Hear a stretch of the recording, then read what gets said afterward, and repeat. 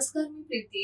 मी मराठी लाईव्हच्या prime time मध्ये तुम्हा सर्वांचं खूप स्वागत. ठाकरे गटाचे नेते रवींद्र वायकर यांची आज ईडी कडून सलग 9 तास चौकशी झाली. या चौकशीनंतर रवींद्र वायकर ईडी कार्यालयातून बाहेर पडले. यावेळी त्यांनी प्रसार माध्यमांना प्रतिक्रिया दिली. राजकीय दबावातून आपल्या विरोधात ही कारवाई केली जात असल्याचा आरोप रवींद्र वायकर यांनी केला आहे. ते 9 तारखेला माझ्या घरी आले तेव्हा त्यांनी सांगितलं की मी ज्यावेळी सुप्रीमो ऍक्टिव्हिटी सेंटर बांधलं त्या अनुषंगाने 2002 पासूनचे आतापर्यंतचे कागदपत्र सादर करण्याचं सांगितलं आहे. आता तुम्ही सांगा, 19 वर्षाची कागदपत्र तुम्ही ताबडतोब देऊ शकता का, हा प्रश्न होता. त्यामुळे मी त्यांच्याकडे वेळ वाढवून मागत होतो. एकतर माझी तब्येत बरी नव्हती, हा विषय वेगळा होता, असं स्पष्टीकरण रवींद्र वायकर यांनी दिलं आहे. नवी मुंबईतील एपीएमसी बाजारात फळांचा राजा अर्थात कोकणातील हापूस आंब्याची धडाकेबाज एंट्री झाली आहे.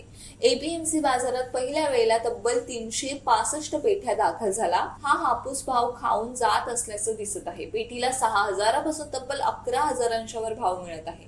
खरं तर ही आवक एप्रिल महिन्यात होते, मात्र कोकणातील आंबा बागायतदार लवकर पीक घेत असल्यानं आंब्याची आवकही लवकर होत आहे. आता दाखल झालेल्या आंब्याची मोहर मागील वर्षी नोव्हेंबर मध्ये घेतल्याने पीक लवकर आलं, त्यामुळे आंबा तयार होऊन तो वेळेआधीच बाजारात दाखल झाला आहे. मराठा आणि ओबीसी आरक्षणाच्या मुद्द्यावरून केंद्रीय मंत्री नारायण राणे यांनी पुन्हा एकदा राज्य सरकारला घेरला आहे. आरक्षण हा नाजूक प्रश्न आहे, त्याचा सरकारने सखोल विचार करावा. कोणत्याही पदापेक्षा जात, धर्म आणि देश महत्वाचे आहेत एवढंच मला सांगावं लागतं, असा सूचक इशारा केंद्रीय मंत्री नारायण राणे यांनी दिला आहे.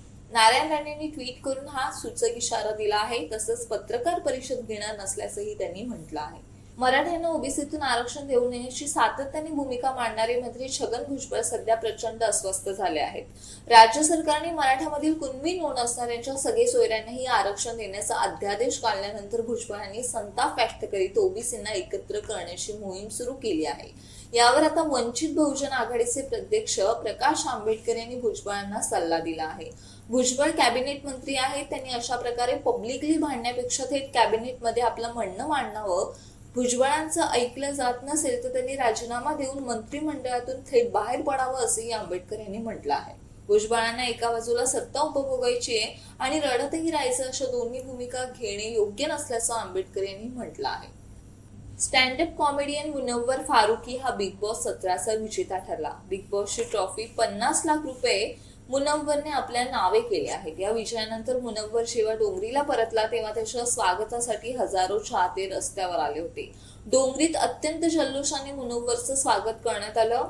त्याचे व्हिडिओ सोशल मीडियावर तुफान व्हायरल होत आहेत. या व्हिडिओमध्ये मुनव्वर त्याच्या कारच्या सनरूफ मधून हातात ट्रॉफी घेऊन बाहेर होतो. त्याच्या कारच्या चारही बाजूंना लोकांची झुंबड पाहायला मिळते. मुनव्वर त्याच्या हातातील ट्रॉफी चाहत्यांसमोर उचलतो तेव्हा एकच जल्लोष होतो.